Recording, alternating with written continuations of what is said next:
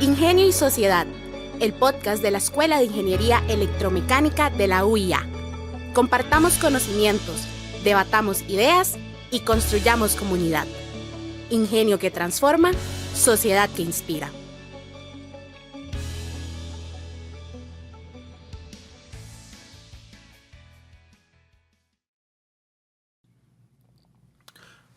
Bienvenidos a Ingenio y Sociedad. Hoy me acompaña don Luis Guevara, que es el subdirector de la Escuela de Ingeniería Electromecánica y tiene amplia experiencia en la industria médica e industria farmacéutica.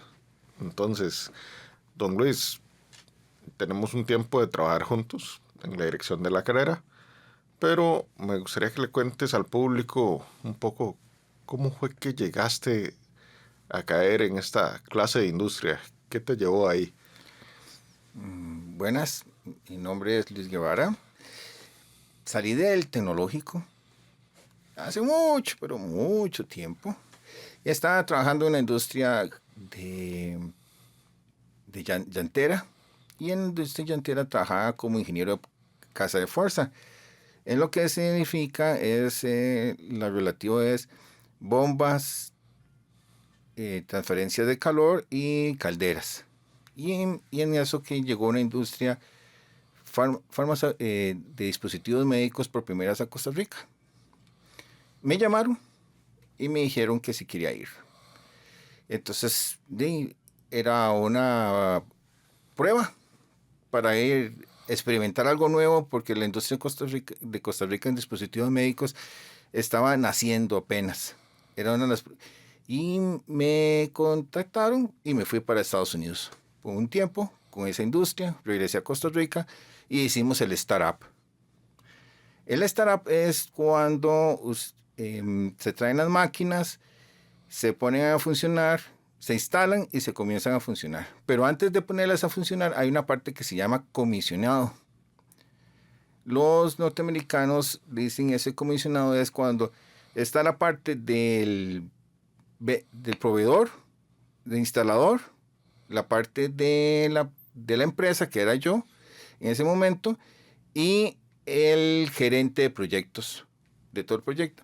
Y entonces uno tiene que decir, sí, ya estamos con el compresor funcionando. Dice el proveedor, el instalador, y entonces uno como evaluador de la parte de la empresa, uno dice, sí, este compresor tiene que dar 120 libras. Entonces, de presión. Entonces uno decía, comenzamos a trabajar, 120 libras, tiene que funcionar 24 horas seguidas y sin fallos. Entonces uno ponía los sensores, monitoreaba y comenzábamos. Y después de eso, con todos los equipos, bombas, manejadoras de aire, sistemas contra incendios, tanques de agua potable, tanques de agua de agua de chiller y aguas de proceso. Y después de que instalábamos así en grandes rasgos, se evaluaba o se decía, sí, el cuarto de máquinas está funcionando correctamente o hay que hacer ciertas mejoras. Por ejemplo, en el compresor nos pasó que yo hice unas marcas en el piso y entonces me decían, ¿por qué hacía esas marcas en el piso? Pusimos a funcionar el compresor 4 horas y el compresor se movió. Y entonces yo rechacé la instalación. Uh-huh. Entonces, ¿por qué está rechazando? Porque hubo el movimiento de la vibración del compresor hizo que se moviera. Uh-huh. Entonces está mal calculado los anclajes, o el anclaje que pusieron es el inadecuado. Claro. Sin duda hay un montón de detalles en la industria que vamos adquiriendo con la experiencia, esa malicia que dicen los papás y los abuelos, ¿verdad? Y la forma en que llegaste, pues, curiosa, básicamente. También ahí queda muy importante que quedan vigencia la importancia de algunas otras habilidades, ¿verdad? Porque tú eres ingeniero, ya tienes una formación dura, ¿verdad? En algunas cosas. Y antes de entrar en otros detalles, me gustaría que le cuentes a las personas Por ejemplo, ¿por qué un ingeniero electromecánico resulta adecuado para esta clase de industria? Tú que eres electromecánico. Un ingeniero electromecánico es un profesional que está capacitado en varias áreas. En una de las principales áreas es la eléctrica y la mecánica. En la industria médica y como en la farmacéutica hay muchos dispositivos mecánicos. Las máquinas, porque son máquinas, ¿verdad? Hay que estarlas mejorando o hay que estarlas dando cierto mantenimiento o hay que estarlas implementando situaciones para que den mejor productividad o evitar errores que están en la producción. Y en eso, como máquina, la máquina interviene en la parte mecánica y la parte de control y la parte de hardware y software. Entonces el ingeniero electromecánico domina esas tres áreas o está capacitado en esas tres áreas y tiene la habilidad de que puede especializarse en alguna de las tres, sea en control, sea en software control, hardware del sistema eléctrico o sistema mecánico en su totalidad. Entonces es un área muy especializada.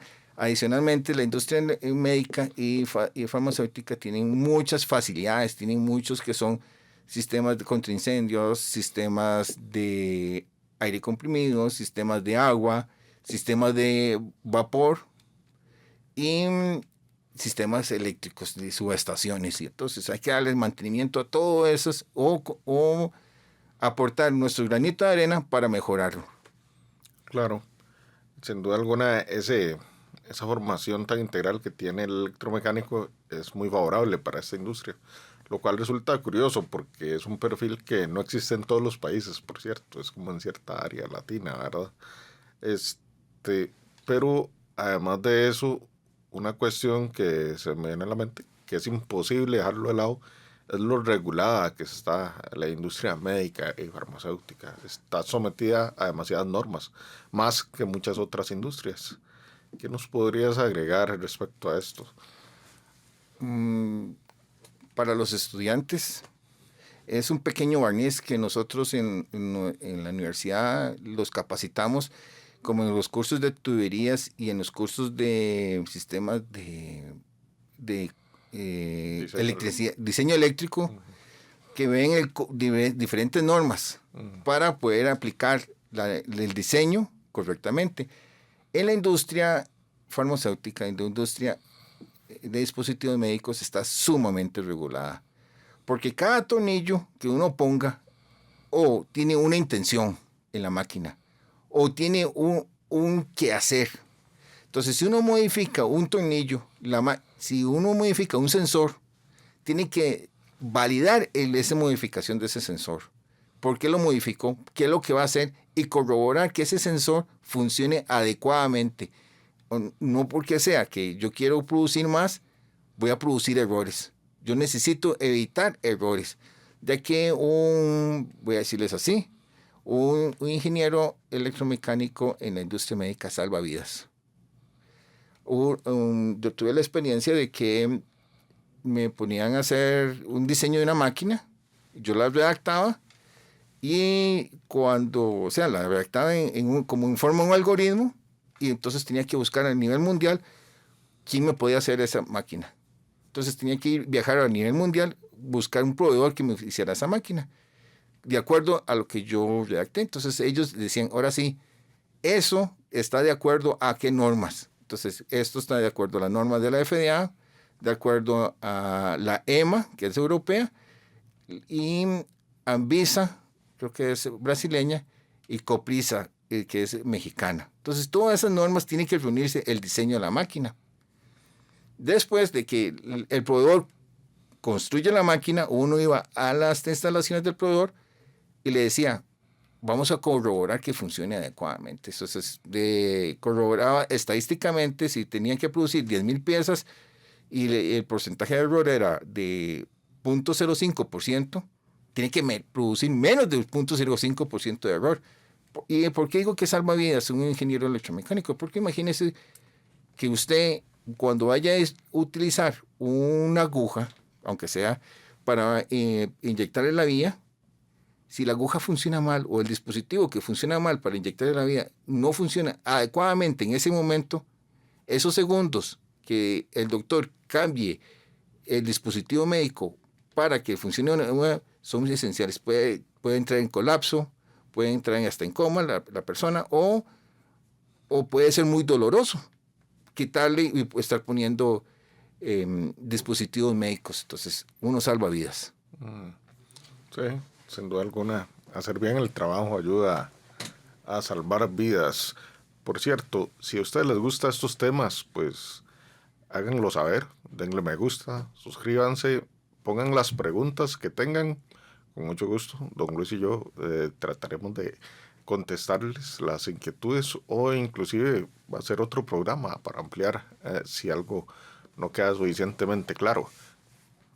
Don Luis, todo esto que dices pues nos muestra un poco que definitivamente esto no es importante solo para los ingenieros, porque al final de cuentas influye en la calidad de vida de personas, ¿verdad? Pero ¿tú cómo dirías que en realidad está impactando esta clase de industria al público en general, ¿verdad? Pero también visto desde el mercado mundial y un poco cómo ayuda en el mercado local. Vamos a empezar con el mercado local. Creo que actualmente es una de las industrias que mayor exportación tiene en Costa Rica. Tiene un PIB muy alto.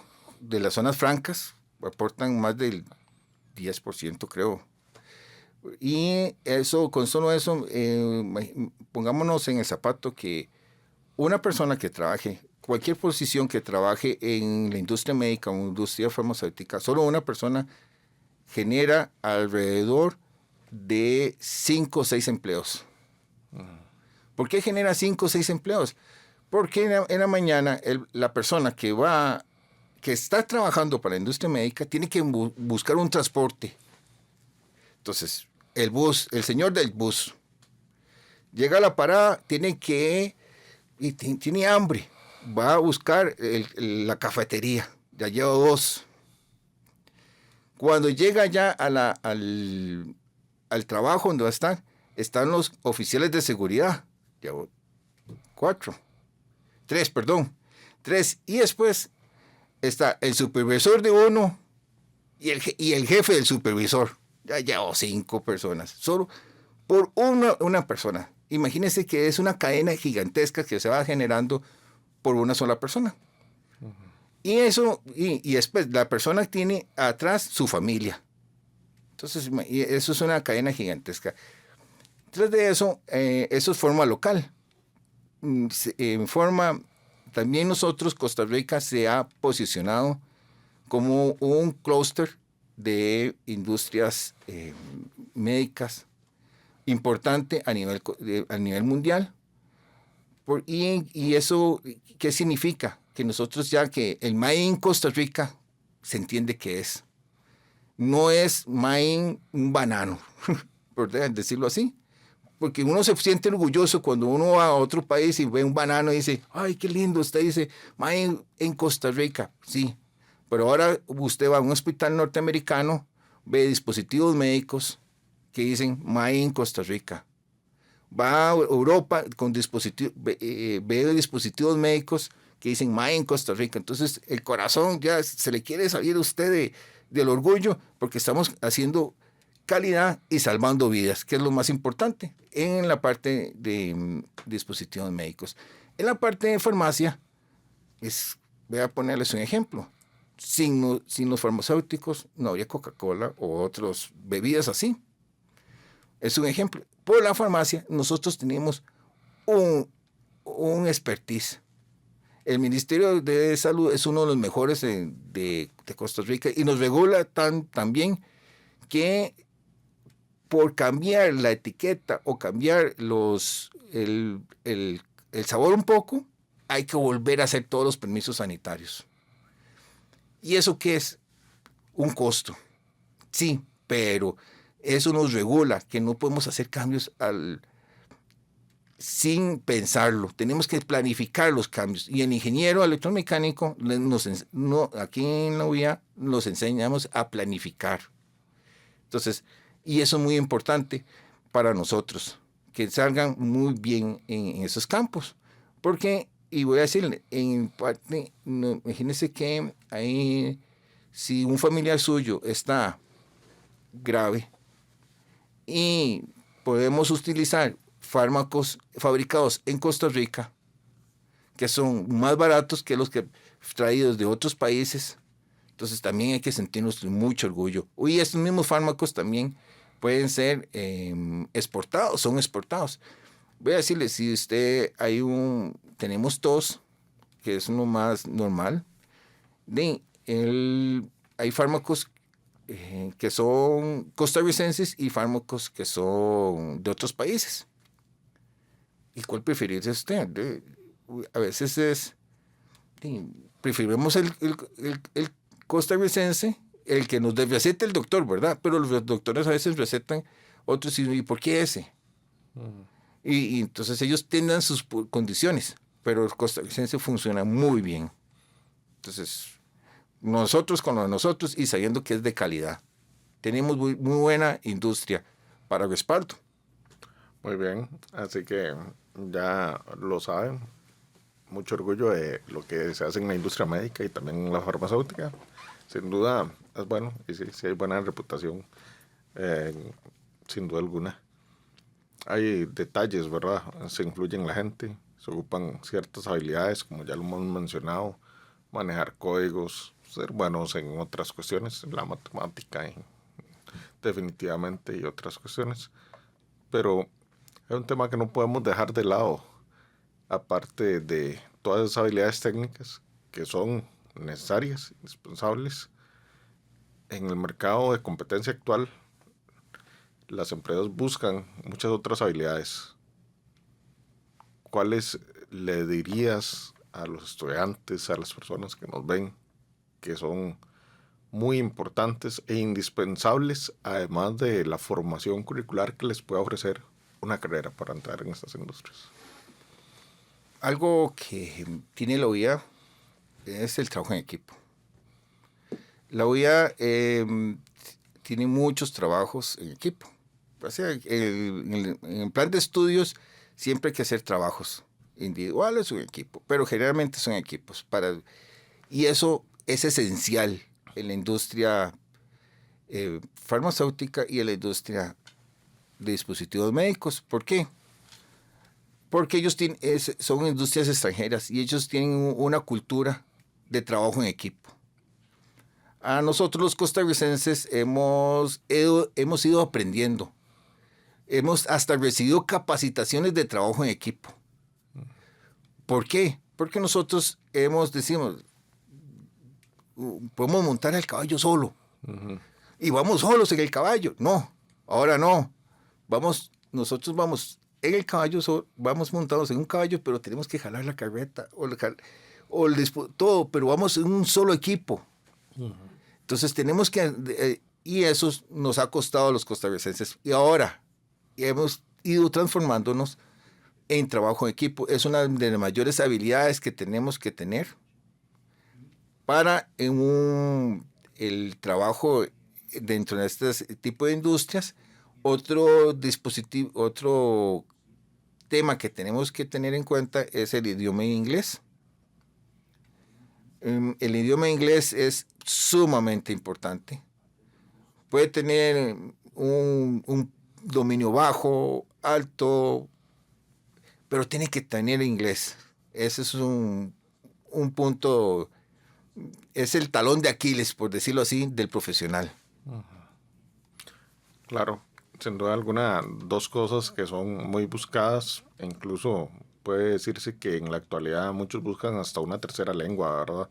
Cada vez es más exigente en eso el mercado.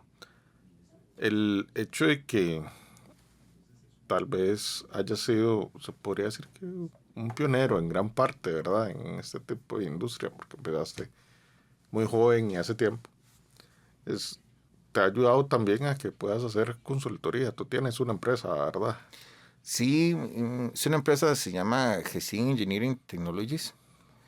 Me pueden localizar al 8323-8362, es mi teléfono. Y esa empresa le damos consultoría para mejora continua en sistemas de máquinas. Ahora mismo estamos dándole consultoría a una empresa que hace pelucas para personas con cáncer, mujeres con cáncer. Entonces, la empresaria compró una máquina y no la ha puesto a trabajar. Entonces, estamos con personal de China y tratando de poner esta máquina a trabajar. Entonces, es una... Y el hecho es que esa empresa es sumamente importante porque ella hace el 90% del mercado de ella es mujeres con cáncer. Entonces, es un granito de ayuda que estamos aportando y no se aparta uno tampoco de ayudar. Entonces, vuelvo a decir que nosotros como ingenieros salvamos vidas. Uh-huh. O hay que brindar calidad de vida. Entonces, y eso es uno de los compromisos que tenemos actualmente en nuestras empresas y en mi modo de vivir. Ok, excelente. Ya saben, lo pueden localizar si ocupan ayuda en algún tema específico. Hay detalles, ¿verdad? Últimamente hemos visto un avance acelerado de todo lo que es tecnología. Bueno, hay un boom, algunos dicen que es una burbuja la inteligencia artificial y otras cosas. Pero, ¿hacia dónde dirías que va dirigida la innovación en estos momentos, en estas industrias? Acaba de llevar un curso, ¿verdad? Se llama Gerencia del Futuro.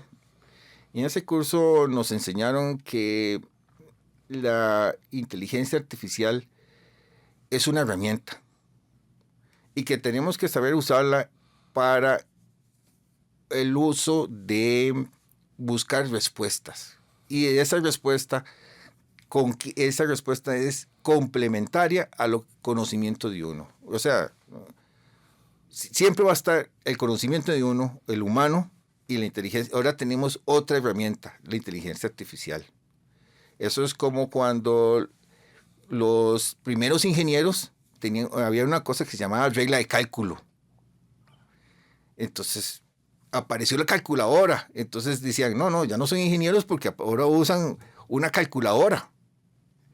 Y después salió unas famosas calculadoras científicas que porque la calculadora ya no era solo calculadora, ahora era científica. Y después salieron las calculadoras graficadoras. Y después ahora las tablets. Y ahora tenemos los ingenieros hasta una inteligencia artificial que nos puede dar una guía. Entonces, la inteligencia artificial es una guía, una herramienta que podemos tener. ¿Y para dónde vamos? Nosotros, la inteligencia artificial va a seguir creciendo. Al día de hoy, si ustedes vamos a tener que pensar muy bien en tener que resolver los problemas. ¿Por qué? Porque la inteligencia artificial nos puede dar la solución. Y podemos ser tan apáticos que podemos decir, esta es la solución sin haberlo pensado. Entonces, ahora sí, el ingeniero va a tener que pensar mucho más, porque va a tener la solución y tiene que corroborar que esa solución sea la adecuada. O sea, retar a la inteligencia artificial.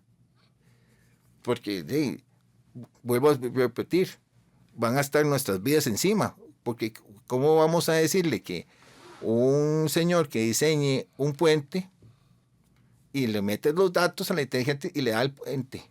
Del diseño de la estructura mecánica, toda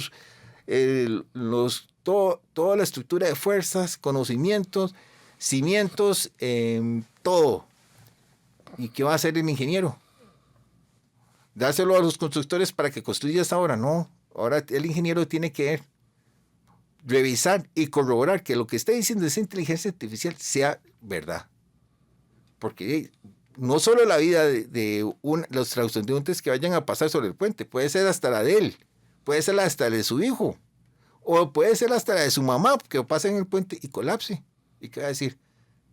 Ay, fue no, ¿le va a echarle la culpa a la inteligencia artificial? No, tiene que hacer a él, porque ahora los ingenieros tenemos un reto mayor, que es una herramienta, pero la herramienta se nos volcó a nosotros, porque nosotros tenemos que corroborar que ese dato que está diciendo es real. Bueno, sí, es una forma de formularlo, ¿verdad? Y de corroborar el cómo se puede trabajar, ¿verdad? En esto. Hay un montón de temas que son desafiantes en esta clase de industria, ¿verdad? De hecho, siempre me ha llamado sumamente la atención lo complicado que resulta en la industria farmacéutica el manejo del aire acondicionado. Algo que se ve tan trivial, ¿verdad? Porque la gente piensa en el aire acondicionado de una habitación, pero es un aire acondicionado de precisión, no de confort. Entonces, ¿podrías contarle un poco al público un poco de esos desafíos tan extraordinarios y poco pensados? En la industria farmacéutica para que se den cuenta cómo hay hay 5 máquinas. En una industria normal y semestre, las 5 máquinas están en un solo salón. Todas las 5 máquinas produciendo en un solo salón. Pero en la industria farmacéutica, no. Esas 5 máquinas tienen que tener su propio salón. Son 5 salones diferentes. Entonces, estos son 5 microclimas cada uno. O sea, yo tengo que impedir que lo que se produzca en el salón 1 llegue a interferir en el salón 2. Porque imagínense que si hay una mezcla de un contaminante que puede hacer que el otro producto le produzca un paro cardíaco por la mezcla que hay. Entonces no se puede. Entonces hay que tener 5 microclimas cada. Y entonces hay que hacer los cálculos de presiones positivas y negativas para cada uno. Y tras de eso está la esclusa o el pasillo, que es otro clima. Entonces yo tengo que tener clima presurizado los cuartos y tener presurizado el pasillo para que cuando se abre la puerta para entrar a un cuarto, no entre polvo a ese cuarto, más bien salga, pero al pasillo. Pero cuando yo abro las puertas de un cuarto también, simultáneamente se pueden abrir, no haya una mezcla de aires. Claro, sería muy complicado que el componente que se usa para el dolor de cabeza se mezcle con el componente que sea para el dolor del hígado. Exacto, o como una hormona o sí. Otra cosa. Entonces es muy complicado eso. Entonces y tras de eso, entonces se maneja por sistemas aparte, ¿verdad? Y se maneja por sistemas de manejadores de aire. Y adicionalmente se tiene que tener un control computarizado para llevar un registro. ¿Y el por qué? Porque si el proveedor que puede ser yo se lo estoy vendiendo a un norteamericano, a una compañía norteamericana, el fármaco, y el comprador me dice, yo quiero saber cómo fue producido eso, tengo que darle toda la información.